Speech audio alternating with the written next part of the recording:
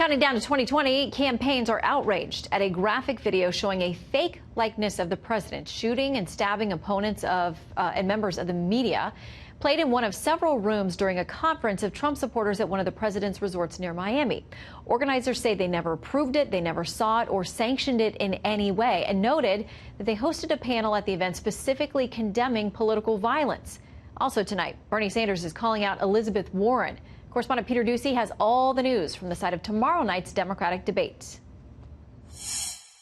The pro-Trump group American Priorities weekend conference included a clip edited to show President Trump brutally murdering media critics, leading the White House Correspondents Association to say that WHCA is horrified, and Press Secretary Stephanie Grisham to tweet about the president. Based upon everything he has heard, he strongly condemns this video.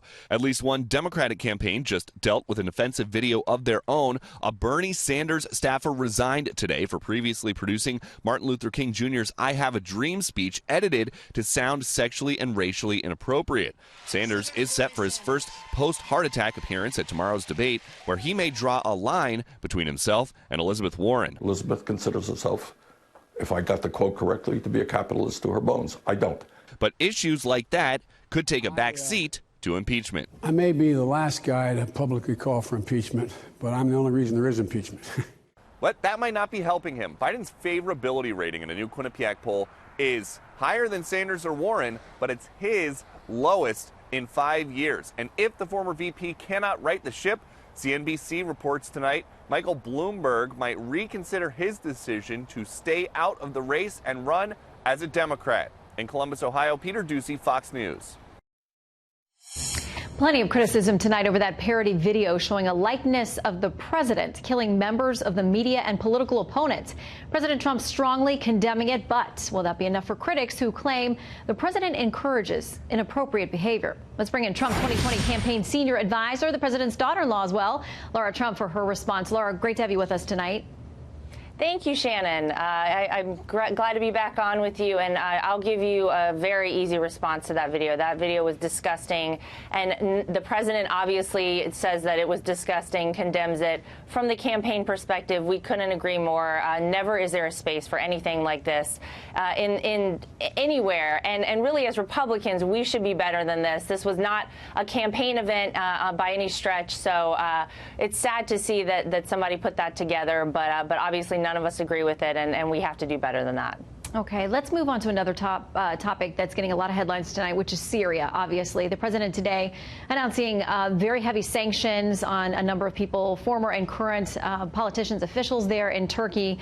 This is what the New York Times, though, says about this under the headline, Trump followed his gut on Syria, calamity came fast.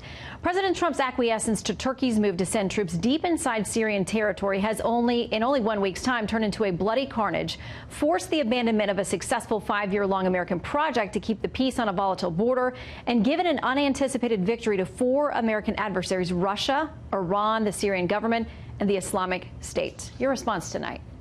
Well, Shannon, I think we should start with the fact that if you ask the average American out there, I think they would have to Google who are the Kurds and why is America even over there fighting this war. We were supposed to be there for 30 days. We've been there for 10 years. And when the president campaigned in 2016, he was very clear that he wanted to stop all of these endless wars, that he wanted to bring our troops back home, because these really are endless wars. And who knows how this will all shake out. He is doing just that.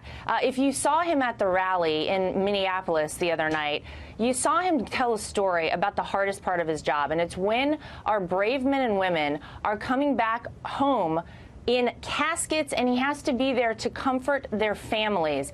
He never wants to see that happen, and it certainly should not be happening in a space where, quite frankly, we don't even belong as Americans. A lot of people don't even really understand why we were there.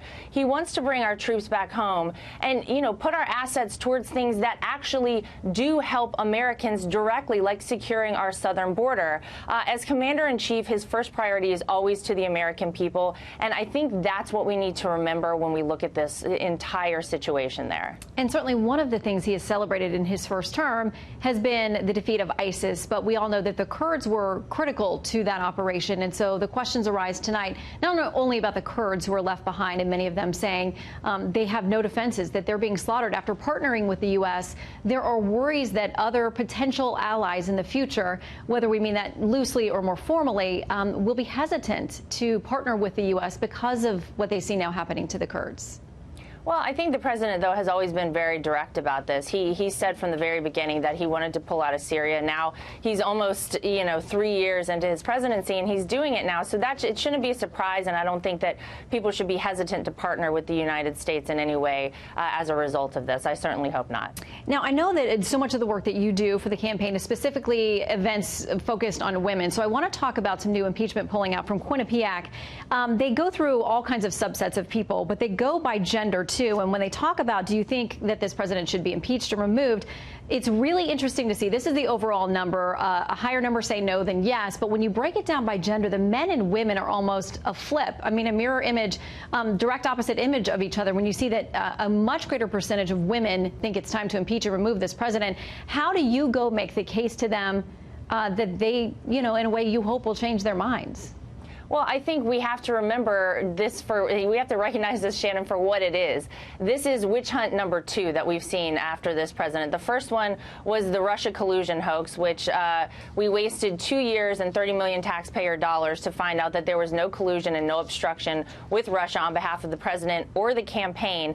And now here we are at round 2, the Democrats putting in their last ditch effort here to try and get Donald Trump out of the White House.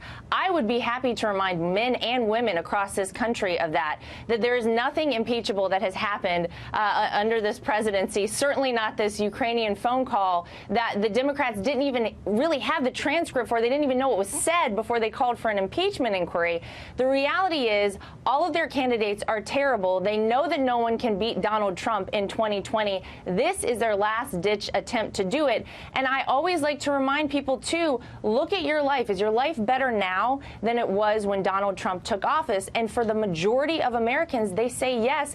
That is the most important thing. That's what you should be voting for in 2020. And that's why you should really keep in mind that the Democrats have no shot. And this is their desperation showing through very, very clearly.